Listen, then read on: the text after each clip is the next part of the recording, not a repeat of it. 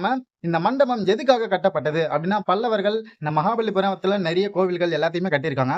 அந்த மாரி கட்டி சில காரணங்களால பாதியில் விடுவிக்கப்பட்ட ஒரு இடம் தான் இந்த இடம் அப்படின்னு சொல்றாங்க. அது மட்டும் இல்லாம இப்ப நம்ம உட்கார்ந்துருக்கோம்ல இந்த இடம், இது சில பேர் இங்க ஒரு கோவில் இருந்திருக்கலாம் அப்படின்னு சொல்றாங்க.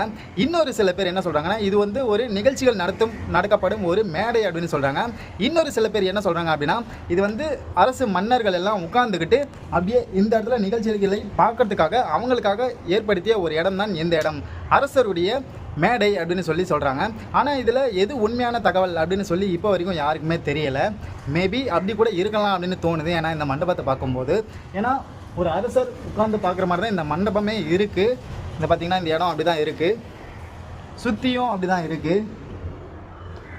அதனால் அப்படியும் இருக்கலாம். அப்படி இல்லைன்னா இங்கே ஏதாவது ஒரு கடவுளோட உருவம் கூட போக போக அவங்க செதுக்கியிருக்கலாம் அப்படின்னு சொல்லி தோணுது. ஆனால் மேபி எதுக்காக விட்டுருக்காங்க, எதனால் உருவாகிடுச்சு அப்படிங்கிற உண்மையான தகவல் யாருக்குமே தெரியலைங்க. இங்கே பார்த்தீங்கன்னா இந்த மண்டபத்தில் யாளிகள் மட்டும் இல்லாமல் யானைகளோட வடிவங்களையும் செதுக்கியிருக்காங்க பாருங்கள். இந்த யானைகளுக்கு மேலே 2 கடவுளோட உருவங்களையும் செதுக்கியிருக்காங்க. உள்ள நம்ம ஜூம் பண்ணி பார்த்தோன்னா தெரியும், அதை பாருங்கள். ஆனால் எந்த கடவுள் அப்படிங்கிறது தெரியல. ஆனால் 2 கடவுள்கள் இருக்காங்க மேலே. அப்படியே அந்த யானைகளுக்கு பக்கத்தில் பார்த்தோன்னா இங்கே ஒரு குதிரையோட வடிவம் நம்ம கண்ணுக்கு தெரியுது. ஆனால் இது ஃபுல்லாக கம்ப்ளீட் பண்ணலாம், இன்கம்ப்ளீட்டாக இருக்குது. ஆனால் அந்த வடிவத்தை பார்க்கும்போது குதிரை அப்படிங்கிறத நம்மளால் கன்ஃபார்ம் பண்ண முடியுது. அவ்வளோ அழகாக செதுக்கியிருக்காங்க இந்த பாறையிலேயே இவ்வளோ சிற்பங்களை. ஆனால் ஏன் பாதியிலேயே விட்டுருக்காங்க அப்படிங்கிறத ரீசன் தான். இந்த மண்டபத்தை பற்றி நான் என்ன நினைக்கிறேன் அப்படின்னா, இது ஒரு கோவிலாக கட்டியிருக்கலாம், சிவனுடைய கோவிலுக்காக கட்டியிருக்கலாம் அப்படின்னு தான் நான் நினைக்கிறேன். ஏன்னா இங்கே நிறைய நம்ம யாளிகளை பார்க்குறோம். இந்த யாளிகள் பார்த்தோன்னா நிறைய கோவில்களில் தான் இந்த மாதிரி யாளிகள் எல்லாம் கட்டியிருக்காங்க. மேபி அதனால் இங்கே ஒரு சிவனுடைய லிங்கம் இருந்திருக்கலாம். மேபி அவங்க அப்படியே ப்ராசஸ் பண்ணியிருந்தாங்கன்னா இங்கே ஒரு கோவில் இருந்திருக்கலாம் அப்படின்னு தான் எனக்கு தோணுது. உங்களுக்கு என்ன தோணுது அப்படின்னு சொல்லி மறக்காமல் கமெண்ட்டில் சொல்லுங்கள். அதே மாதிரி அங்கே சென்டரில் ஒரு பெரிய பாறை இருக்குது பாருங்கள், அதையும் ஏதாவது சிற்பம் செதுக்கலாம் அப்படின்னு சொல்லி விட்டுருக்கலாம். ஏன்னா இந்த சென்டரில் பார்த்தோன்னா இந்த ஒரு கல் மட்டும்தான் இருக்குது, இந்த ஒரு பாறை மட்டும்தான் இருக்குது, வேறு எந்த பாறையுமே இல்லை. அதனால் மேபி எனக்கு தெரிஞ்சு நான் என்ன நினைக்கிறேன் அப்படின்னா, மேலே சிவனோட லிங்கமும் இது நந்தியாவும் மாற்றிருக்கலாம் அப்படின்னு சொல்லி நினைக்கிறேன். பாறையோட வலது பக்கம் பார்த்தோன்னா இங்கே ஒரு புலியோட முகம் மாதிரி தெரியுது பாருங்க. அதுக்கு கீழே ஒரு சிற்பமாக பாதியில் செதுக்கப்பட்டு விட்டு இருந்தால் எப்படி இருக்குமோ அந்த தடமெல்லாம் இருக்குது. ஆனால் இது ஒரு அற்புதமான படைப்பா இருந்திருக்கும். ஃபுல்லா செதுக்கி இருந்தாங்கன்னா, இன்கம்ப்ளீட்டா இருக்கும்போது வேற லெவல்ல இருக்கு. இன்னும் ஃபுல்லா மட்டும் கம்ப்ளீட் பண்ணியிருந்தாங்கன்னா வலது பக்கம் என்ன இருக்கு அப்படின்னு பார்த்தாச்சு. இப்போ நம்ம அடுத்தது இடது பக்கம் என்ன இருக்கு அப்படிங்கறத தான் பார்க்க போறோம். வாங்க பார்க்கலாம். இங்க பாத்தீங்கன்னா அங்கங்க நிறைய பாறைகள் தான் இருக்கு. இந்த பாறைகள் எல்லாத்துலயுமே சிற்பங்கள் இருந்திருந்தா வேற லெவல்ல இருந்திருக்கும். இங்க பாருங்க எவ்வளவு பெரிய பாறை இங்க இருக்கு அப்படின்னு சொல்லி. நான் போன்ல பார்க்கும்போது இந்த பாறையை ஒரு சின்ன பாறை மாதிரி தான் தெரிஞ்சுது.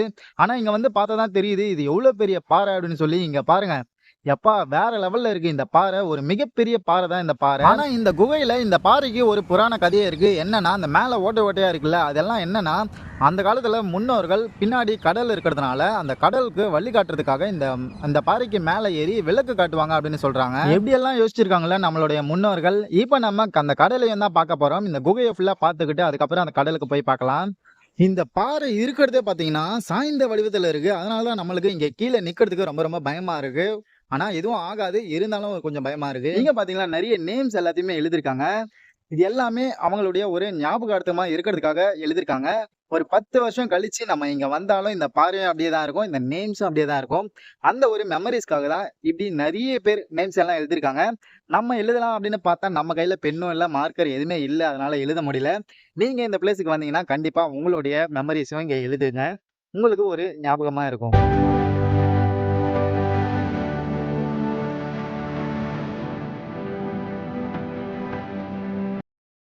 இந்த மாதிரி இடத்தையெல்லாம் நம்ம இந்த சோசியல் மீடியா எப்போ ட்ரெண்ட் ஆயிடுச்சோ அப்போதான் இந்த மாதிரி இடத்தையெல்லாம் நம்ம பார்க்குறோம். ஏன்னா அதுக்கு முன்னாடி இந்த மாதிரி இடம்லாம் இருக்கா அப்படிங்கிறதே நம்மளுக்கு தெரியாது.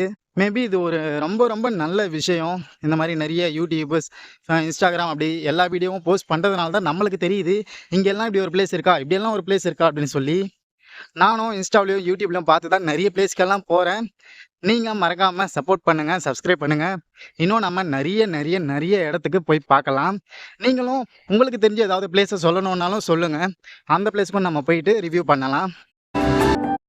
இங்கேயும் ஒரு குடைவரை கோவில் இருக்குது, வாங்க அப்படியே கீழே போய் பார்க்கலாம். இங்கே பாருங்கள், ஒரு பாறையில் நிறைய சிற்பங்களை செதுக்கியிருக்காங்க. இது என்ன அப்படின்னு சொன்னால், துர்கை அம்மன் மகிஷாசுரனை வதம் பண்ண ஒரு காட்சியை தான் இங்கே ரொம்ப அழகாக செதுக்கியிருக்காங்க. ஒவ்வொரு சிற்பங்களையும் அவ்வளோ தெளிவாக செதுக்கியிருக்காங்க பாருங்க. இந்த குடைவரை கோவில்ல பார்த்தோம்னா சிவனுக்காக கட்டியிருக்காங்க. உள்ள பார்த்தோம்னா சிவலிங்கம் இருக்கு. ரொம்ப அற்புதமா இருக்கு இந்த சிவலிங்கத்த பார்க்கும்போது. அது மட்டும் இல்லாம இந்த மாரி ஒரு சிவலிங்கத்த எங்கேயுமே பார்த்திருக்க மாட்டோம். இங்க மட்டும் தான் இருக்கு. சிவன பார்க்கிறதே ஒரு பெரிய பாக்கியம் தான். ரொம்ப சூப்பரா இருக்குங்க இந்த குடைவரை கோவில். அது மட்டும் இல்லாம நெறைய சிற்பங்கள இந்த பாறைக்குள்ள செதுக்கியிருக்காங்க பாருங்க. இங்க இந்த குடைவரை கோவில்ல சிற்பங்கள் மட்டும் இல்லாம நெறைய கல்வெட்டுகளையும் எழுதி வச்சிருக்காங்க.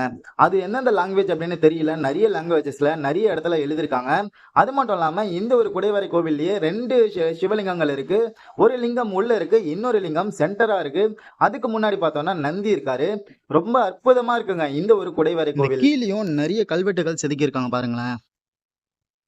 இது தமிழ் தான். கன்ஃபார்மா சொல்லுவேன். இத பாருங்க. நம்மளுக்குடைய எழுத்துக்கள், சில எழுத்துக்கள் புரியுது, சில எழுத்துக்கள் புரியல. ஆனா இது தமிழ் தான். ரொம்ப ரொம்ப அற்புதமா இருக்குங்க இந்த பிளேஸ் எல்லாம். இந்த பிளேஸ் எல்லாம் கண்டிப்பா நம்ம ஒரு வாட்டியாவது பார்க்க வேண்டிய பிளேஸ்கள்ல இந்த பிளேஸும் ஒண்ணு. நீங்க இதுவரைக்கும் இந்த குகைய பார்க்கல அப்படின்னா, கண்டிப்பா வந்து பாருங்க. உங்களுக்கு ரொம்ப ரொம்ப பிடிக்கும். இந்த குடைவரை கோவிலுக்கு பக்கத்திலேயே பார்த்தோம்னா, இங்க ஒரு கோவில் இருக்கு. அந்த கோவில் என்ன கோவில் அப்படிங்கிறதையும் பார்க்கலாம் வாங்க. இது எல்லாமே ஒரே கல்லு தான், ஒரே பாறை தான். அந்த பாறைக்குள்ளேயே கோவில குடைச்சிருக்காங்க. ரொம்ப அற்புதம். ரொம்ப சிறப்பா பண்ணியிருக்காங்க இந்த கோவில. அடுத்து இங்க ஒரு கோவில் இருக்கு பாருங்க. இந்த கோவில் யாரோடது அப்படின்னு கேட்டீங்கன்னா, ஸ்ரீ தனியமர்த்தம்மன் ஆலயம் அப்படின்னு சொல்லி போட்டிருக்காங்க. 2004ஆம் ஆண்டு சுனாமி வந்தப்போ பேரலையை தடுத்து காத்து நின்றவளே அப்படின்னு சொல்லியும் சொல்றாங்க இந்த அம்மனை. அது மட்டும் இல்லாம வட தமிழகத்தின் தமிழ் கடவுள் ஸ்ரீ முருகப்பெருமான் முதலாக தோன்றிய மண் இந்த மண் அப்படின்னு சொல்றாங்க இந்த கோவிலை பத்தி. நீங்க இங்க வரும்போது இந்த கோவிலையும் கண்டிப்பா பாருங்க. இப்ப நம்ம 2 லிங்கங்கள பார்த்தோம். அந்த 3வது லிங்கம் எங்க இருக்கு அப்படின்னு சொல்லி தெரியல. ஒருவேளை நான் பார்க்காம விட்டுட்டேனா என்னன்னு தெரியல. நீங்க வரும்போது கண்டிப்பா அந்த 3வது லிங்கத்தையும் எங்க இருக்குன்னு பாருங்க.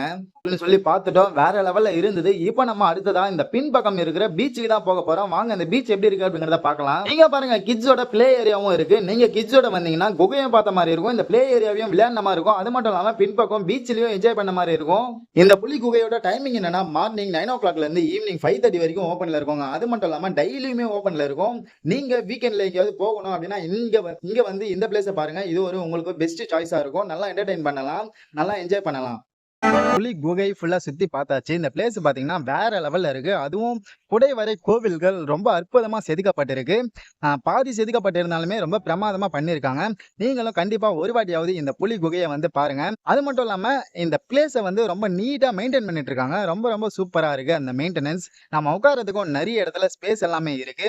ரொம்ப ரொம்ப சைலண்டாவும் ரொம்ப மனசுக்கு நிம்மதியாவும் இருக்கு இந்த பிளேஸ். நீங்க கண்டிப்பா ஒரு வாட்டியாவது இந்த பிளேஸுக்கு வாங்க. இப்ப நம்ம இங்க இருந்து கிளம்ப வேண்டிய நேரம் வந்துருச்சு. இந்த வீடியோ உங்களுக்கு பிடிச்சிருந்தா மறக்காம லைக் பண்ணுங்க, ஷேர் பண்ணுங்க, சப்ஸ்கிரைப் பண்ணுங்க. இதே மாதிரி இன்னொரு வீடியோல நம்ம மீட் பண்ணலாம். அது வரைக்கும் டேக் கேர் அண்ட் பாய்.